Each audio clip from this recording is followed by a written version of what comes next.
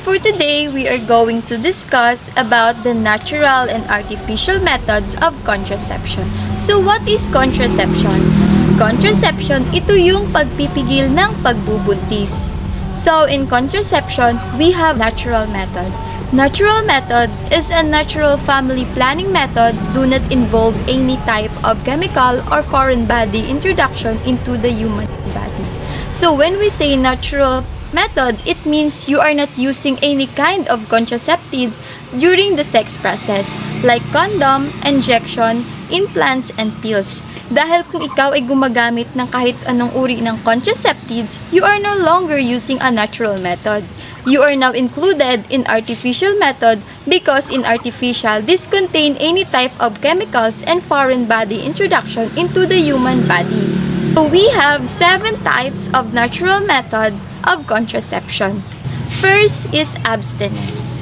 Abstinence simply not having sexual intercourse if you're abstinent. It means you've decided not to have sex.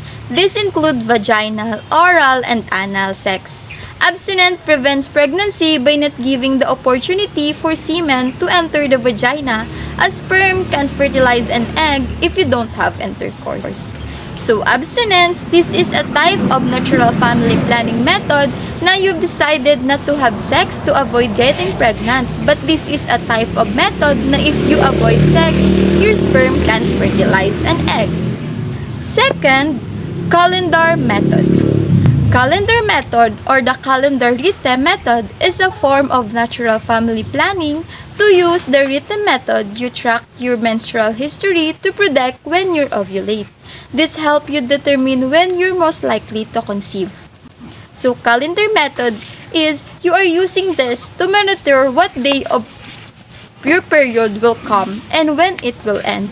And by using this method, make sure that your period is regular.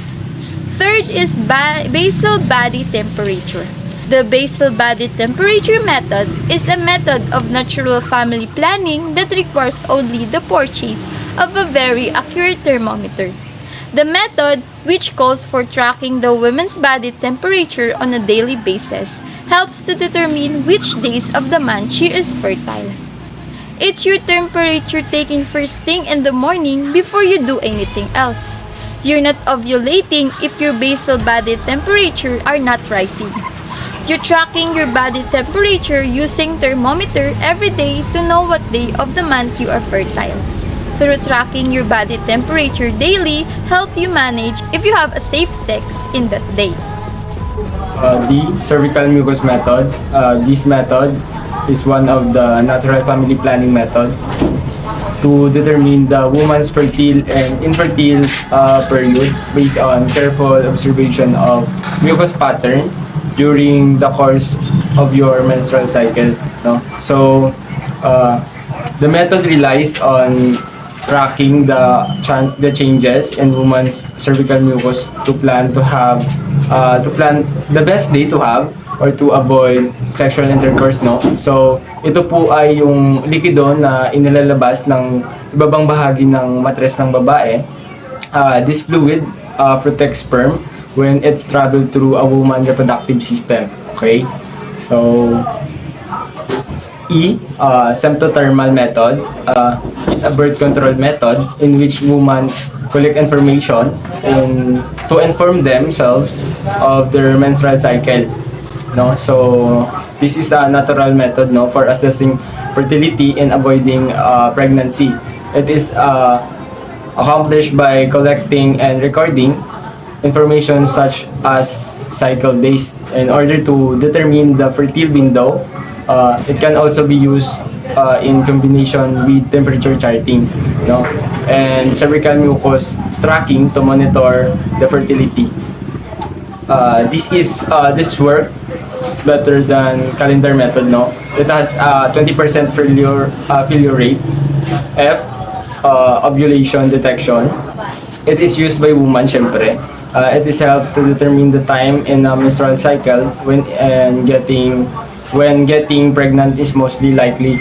So, this method is commonly nga ginagamit ng mga babae to detect their ovulation period, in which allow them to determine their fertile times that they can use to predict the ideal days to have or to avoid unprotected sex. So there are several ways to detect ovulation, including urine test kit to measure LH level, transvaginal ultrasound, and through endometrial biopsy, blood test to measure the hormone level, and the basal body temperature or PBT chart.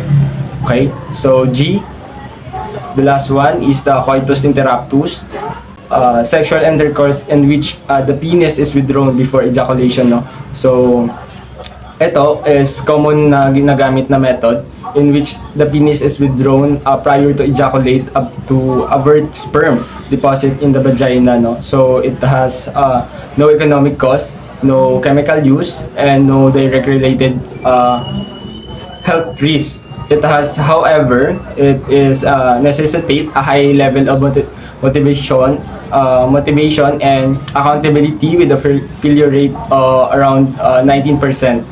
Okay,